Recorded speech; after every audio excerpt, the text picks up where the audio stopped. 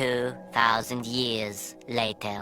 Welcome back to my channel. আমি মিঠু, আমার চ্যানেলের নাম মিঠু সরকার দাস। আমার চ্যানেলে তোমাদের আরেকবার স্বাগত জানিয়ে আজকের ব্লগটা আমি শুরু করব। আজকের ব্লগটা আশা করি তোমাদের ভালো লাগবে, আর ভালো লাগলে লাইক শেয়ার কমেন্ট করতে কেউ ভুলো না। আর যারা আমার নতুন নতুন ভিডিও দেখছো, লাইক করছো না, কমেন্ট করছো না, তারা প্লিজ যদি ভালো লেগে থাকে একটা লাইক একটা কমেন্ট করেছো, আর যদি বেশি ভালো লেগে থাকে তাহলে সাবস্ক্রাইব করে আমার পাশে থেকো। চলো তাহলে আজকে ভিডিওটা শুরু করে ফেলি। দেরি করে কি হবে বলো, চলো। সকাল সকাল ঘুম থেকে উঠতে আজকে পারিনি, অনেকটা দেরি হয়ে গেছে। সকালে চা খেয়ে আমি একটুখানি বাগানে গিয়েছিলাম। তা আমাদের বাগানে আজকে অনেক ফুল ফুটেছে। প্রতিদিনই এই গন্ধরাজ আর গোলাপ এত ফুটে থাকে না। মামা তো প্রতিদিন তুলে পুজো দিত, যেহেতু ঠাকুরকে মালা গেঁথে। যেহেতু মামা এখন অসুস্থ, মামার এখন যেহেতু হিপ জয়েন্ট ভেঙে গেছে, এখন একদম পুরোপুরি বিছানায়, সেই জন্য মামা এখন ফুল তুলতে পারে না। আমি সেই জন্য ফুলগুলোকে তুলে তো পুজো দেবো না, কিন্তু আমার ঘরে আমি সুন্দর করে সাজিয়ে রাখবো, আর পুরো ভরপুর গন্ধ হয়ে যাবে ঘরটার মধ্যে। কি ভালো লাগবে, জানোই তো গন্ধরাজের গন্ধ ভীষণ সুন্দর। আর দেখো, ফুল তো তুলছি, কেউ যদি একটু আমার ক্যামেরা করে দিত খুব ভালো হতো। ওই যে এক হাতে ক্যামেরা ধরে ধরে মানে ফুল তোলাটা একটু চাপের হয়ে যাচ্ছে। যাই হোক, ফোনটাকে একটু পাশে দাঁড় করিয়ে তবু একটা ফুলটা তোলার চেষ্টা করছি। কেই বা আমাকে ভিডিও করে দেবে বলো, ভিডিও করে দেওয়ার মতন তো আমার কেউ নেই। আর চলো, আর এত রোদ উঠেছে না, এখন ঘড়িতে বাজে হচ্ছে এই 9টা, 9টা, 9:30 বাজে হয়। তো আমি খুব একটা খেয়াল করলাম না, চা খেয়ে চলে এসেছি, ব্রেকফাস্টও করে ফেলেছি। আর এই দেখো, ফুলগুলো এত বড় বড় হয়েছে না, দেখে ভীষণ ভালো লাগছিলো। আকাশটা দেখেছো, আকাশটা কি সুন্দর না, পুরো একদম নীল আকাশটা।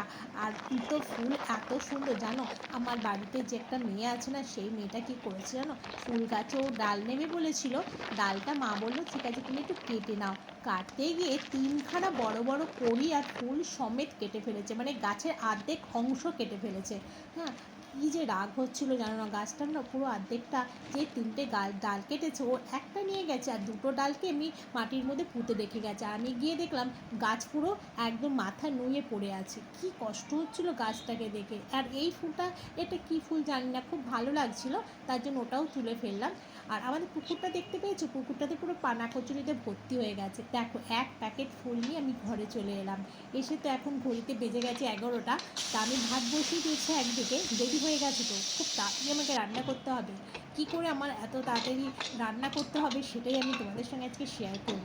না হলে বেশি দেরি হয়ে গেলে আবার কিন্তু রাজা রাগারাগি করবে। এদিকে কিন্তু আমি মটর ডাল নয়, এটা ছোলার ডাল বসিয়েছি। ছোলার ডালটা তবে আমি কিন্তু রাতে ভিজিয়ে রাখিনি, দিনের দিনই সকালবেলা আমি এখানে প্রেশারে সেদ্ধ করলাম, অনেকগুলো সিটি দিয়েছি, তার জন্য ডালটা বেশ সুন্দর কিন্তু সেদ্ধ হয়ে গেছে। আর এদিকে আমি বাজার বাড়ি থেকে কিছুটা করেছিলাম, তার যেটা যেটা আমার দরকার ছিল। রাজা তো রোববার দিন বাজার করেই এনেছে, বাকি আমার ধনেপাতা, একটু কলমি শাক না, এটা হচ্ছে নোটে শাক, একটু নিয়ে নিয়েছি। তার সঙ্গে আলুটা নিয়ে নিয়েছি, আলু, কাঁচা লঙ্কা, উচ্ছে আর শসা, এগুলো না আমি একটু বাড়ি থেকে কিনি। আর দেখো, ওই উচ্ছেগুলো বেশ ভালো। আর আমি তো রোজ উচ্ছে খাই, কারণ যেহেতু আমার একটু সুগার ধরা পড়েছে বলে আমি প্রত্যেক দিন তেঁতোটা খাই। আর এদিকে আমি সেই যে করোনা শুরু হয়েছিল তখন থেকে আমি বাজার ধুয়ে ফ্রিজে তুলি, আর এই অভ্যাসটা আমার রয়ে গেছে। আমি প্রতিদিনের বাজার যখনই আনুক না কেন, আমি কলের তলে ভালো করে ধুয়ে রোদে শুকিয়ে তবে কিন্তু ফ্রিজে তুলি।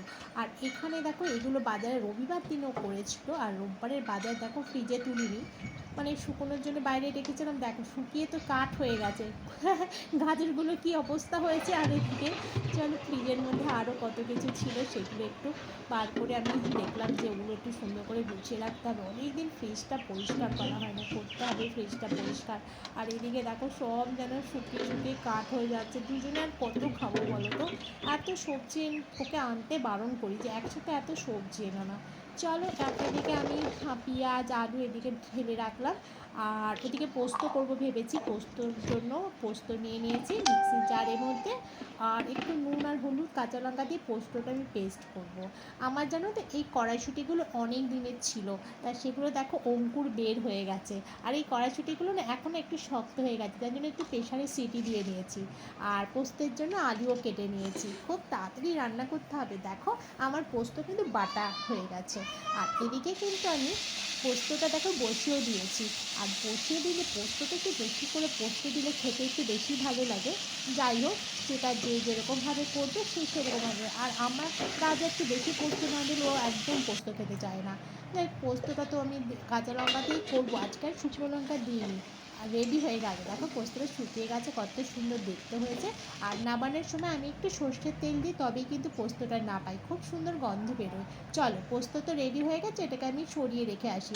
এরপর কিন্তু কি রান্না করব, চলো তাড়াতাড়ি ঝটপট তোমাদেরকে দেখাই। আমি কড়াই আবার বসিয়ে দিয়েছি, কড়াই তেল গরম হয়ে যাবার পরে না, যাতে গায়ে ছিটে না আসে, আমি একটু সামান্য হলুদ দিয়ে নিই। আর আমি আজকে ছোলার ডাল বানাবো হচ্ছে উচ্ছে দিয়ে, সেই জন্য উচ্ছেটাকে আমি আলাদা কড়াইতে ভেজে নিচ্ছি। আর এদিকে ডালে কিন্তু ফোড়ন দিয়ে দিয়েছি। আর বাটিতে ডাল ঢেলে আমি বসিয়ে দিয়েছি গ্যাসের মধ্যে তাড়াতাড়ি হবার জন্য।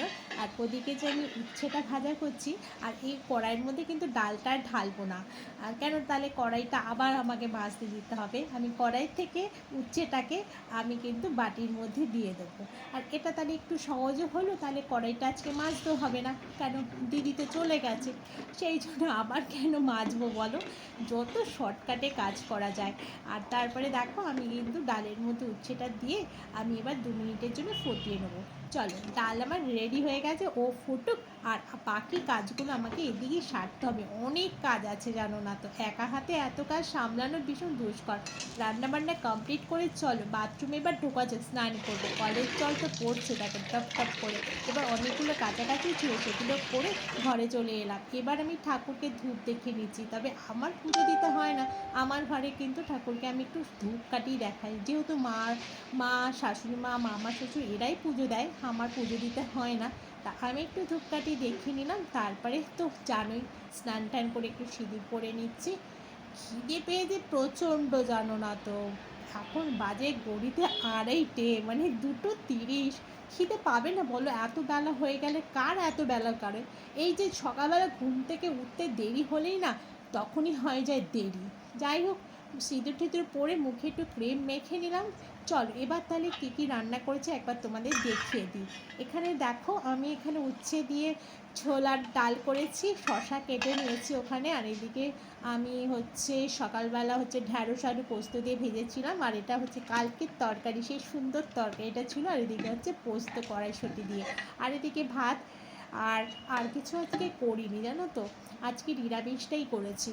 ভাবলাম না, রোজই তো মাছ মাংস আর ভাল লাগছে না, চলো তাহলে খাওয়া দাওয়া করে নিই। ততক্ষণে তোমরা কিন্তু আমার সঙ্গে থাকো, ভিডিওটা কেমন লাগলো সেটা কিন্তু জানাতে ভুলো না। এবার তো ওই যে ফুলগুলো তুলেছিলাম জানো, সেগুলো প্যাকেটেই রয়ে গেছে, সেগুলো আর আমার জলে দেওয়া হয়নি। চল এবার ফুলগুলোকে একটু বেছে নিই, অনেকগুলো কিন্তু বাসি ফুলও আমি টাটকা ফুলের মধ্যে তুলে ফেলেছি, সেইগুলোকে একটু বেছে আমি আলাদা করে নিচ্ছি। এই দেখো, আলাদা করে নিয়ে আমি কিন্তু এবার এই ফুলগুলোকে আমি এবার একটা বাটির মধ্যে রাখবো। এই যে কাচের বোলটা নিয়েছি, এই কাচের বোলের মধ্যে জল ঢেলে এবার আমি কিন্তু ফুলগুলো সুন্দর করে সাজিয়ে রাখবো। ঘরটা এত সুন্দর গন্ধ হয়ে যাবে। ওপরেই কিন্তু আমাদের গুরুদেব আছে, আর গুরুদেবের ঠিক পায়ের নিচেই কিন্তু এই বাটিটা আমি রেখে দেবো, পাশে ধূপকাঠি জ্বলবে। কতটা সুন্দর যে দেখতে লাগবে, আর কত সুন্দর যে গন্ধ ছড়াবে, মনটা পুরো ভরে যায় জানো তো। প্রতিদিন আমি ভাবছি এই ফুলগুলো তুলে তুলে আমি এখন সাজিয়ে রাখবো। মামা তো পুজো দিতে পারে না এখন, সেই জন্য মাও তোলে না। আবার তারপরে খাওয়া দাওয়ার পরে এইসব কাজ করে ফল খেতে হবে। এই যে পেঁপেটা কালকে এনেছিলো একাদশী, অর্ধেকটা খাওয়া হয়েছিল, অর্ধেকটা আজকে কাটছি। চলো চটপট চটপট করে কেটে নিই, কেন আমার আগে কেটে রাখি, কিন্তু আগে আর কাটা হয়নি জানো তো, সময় এত দেরি হয়ে গেছে, কি করব। তারপরে পেঁপেটাকে কিন্তু টুকরো টুকরো করে কেটে নিচ্ছি, নাহলে বড়মশাই তো খাবেন না আবার টুকরো টুকরো না করে দিলে।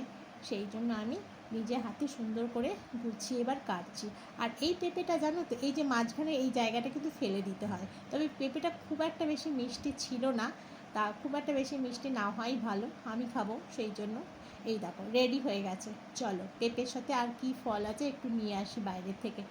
আর একটু আঙুর ছিল আজকে, তবে আঙুরটা আমি খাবো না, মিষ্টিটা মিষ্টি বলে। আঙুর খেতে আমার ভীষণ পছন্দ করি জানো তো, আর না আঙুর এখন আর খাই না আমি, ওই যে সুগার হয়েছে। চলো তাহলে একটুখানি, এখন ঘড়িতে বাজে হচ্ছে 3:30, একটু শুয়ে পড়ি, আর ভাল লাগছে না। মা বলেছে আজকে আসবে, তা বিকেলবেলা মা বলেছে 4টের মধ্যে আসবে, আমি তাহলে একটু ঘুমিয়ে নিই, মা কিন্তু এসে গেছে। মায়ের সাথে আমি বিকেলবেলা বেরিয়েছিলাম চৈত্র সেরে জিনিস কিনতে। বলেছে তোর কাছে যাবো, চাদর কিনতে যাবো। এই দেখো ভালো দোকানে লাগছে চলে কিন্তু গেছি, দেখতে, কি সুন্দর তাই না? চাদরগুলো। হ্যাঁ, তাহলে মা তো খারাপ লাগছে সিঙ্গেল না। বেডের চাদর কিনেছে, আর এগুলো সবই কিন্তু সিঙ্গেল বেডের চাদর। খুব সুন্দর চাদরগুলো, তবে মা দুখানা চাদর নিয়েছে। চলো, ভালো লাগছে না? আমার তো ভাল লাগছে। এটা বেশ সুন্দর, কি বলো তো, এটা কালারফুল আছে তাই না? এটা কালারফুল বেশি। কি সুন্দর দেখতে লাগছে, এখন বলছে কিন্তু দেখতে ভালো লাগে, দেখেছেন কত সুন্দর দেখতে লাগছে এটা। আর এটা পাতলেও ভালো লাগবে। হ্যাঁ, এই চেনটা খালি আটকে আটকে এই কালারটা কিন্তু নোংরা হবে, এটা বেশি নোংরা হয়ে যাবে। এটা খুব ছোট কিন্তু সুন্দর, কিন্তু বেশি কালার হয়ে যাবে। হ্যাঁ, এটা ছোট মনে হচ্ছে। না, এই চারটেই কিন্তু আমার কাছে 150 টাকার নাইটি আছে, আর চারটেই কিন্তু গোল গলা, ঠিক আছে? মানে এই যে এইটা একই দুটো কালারে আছে, আর এইটা একটা আছে, আর এইটা একটা আছে। এই চারখানা মাত্র 150 টাকার নাইটি আমার কাছে পড়ে আছে, ঠিক আছে? দেখ বুঝতে পারলি কি না? চারটে কালারই কিন্তু, এই চারটে না, তিনটে কালার, তিনটে কালারই সুন্দর। মা কিন্তু বাড়ি ফিরবে। টাটা। হ্যাঁ টাটা। টাটা, আসবে।